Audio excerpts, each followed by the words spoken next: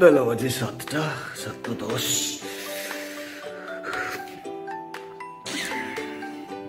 আজকে এদেরকে ছেড়ে যাওয়ার পালা। তাহলে ম্যাডাম কড়াইশুটির কচুরি আমরা সকাল সকাল লেগে পড়েছি। আলুর দম আর এই আমাদের কড়াইশুটির কচুরি হচ্ছে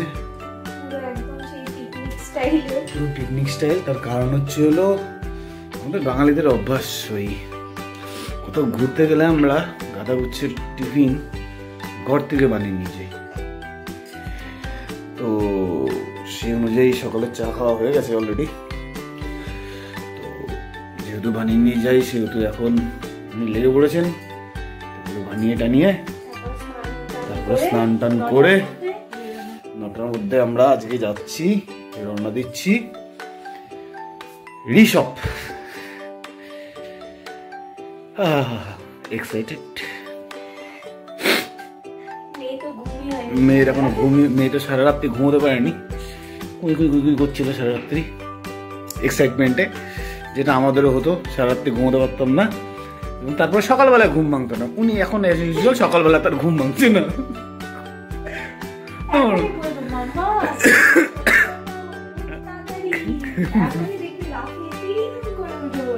আর অন্য সময় স্কুলে যাওয়ার সময় গুতায় গুতায় তুলতে পারি না, কি অবস্থা। হ্যাঁ, ঠিক আছে, চলো। প্যাকিং কমপ্লিট, টিফিন বক্সে। আরে কচুরিগুলো চিপটে দিলে ভিডিওটা। এই যে মটরশুঁটি কচুরিও প্যাক হয়ে গেছে, এটাও প্যাক হয়ে গেছে। মানে তুমি কিভাবে খাবে তাহলে?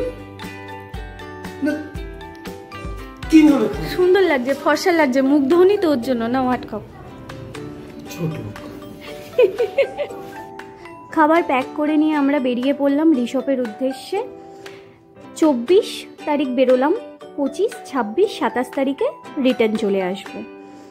হঠাৎ করে প্ল্যান হলো যে বছরের শেষটা একটু ঘুরে কাটাই। অনেক দিন কোথাও থাকিনি, এমনি গিয়ে চলে এসেছি, পাহাড় যেহেতু কাছে গিয়ে চলে এসেছি, কিন্তু 2 দিন স্টে করা এটা হয়নি।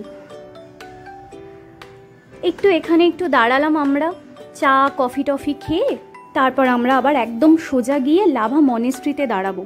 কারণ মনেস্ট্রি বহুবার দেখেছি, তবুও বারবার ওটা দেখতে মন চায়, এত সুন্দর দেখতে এবং এত সুন্দর ভিউ।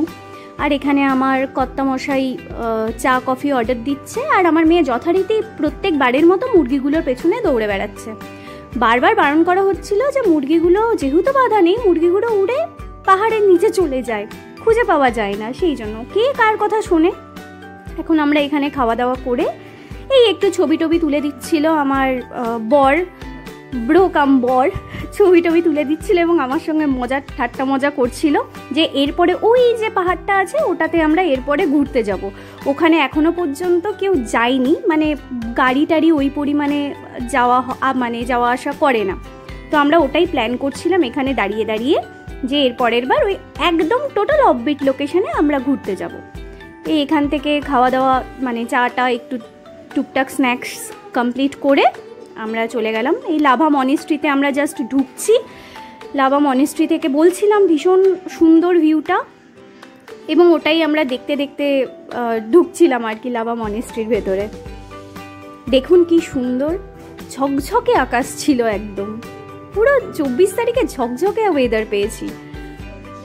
আস্তে আস্তে ধীরে ধীরে লাভা মনেস্ট্রির ওপরে আমরা উঠছি।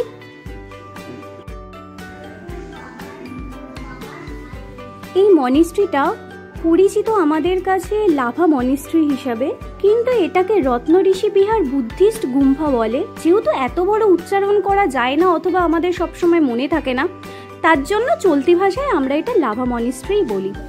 এখানে ভগবান বুদ্ধ এবং বুদ্ধিস্টরা যে গড মানে তারা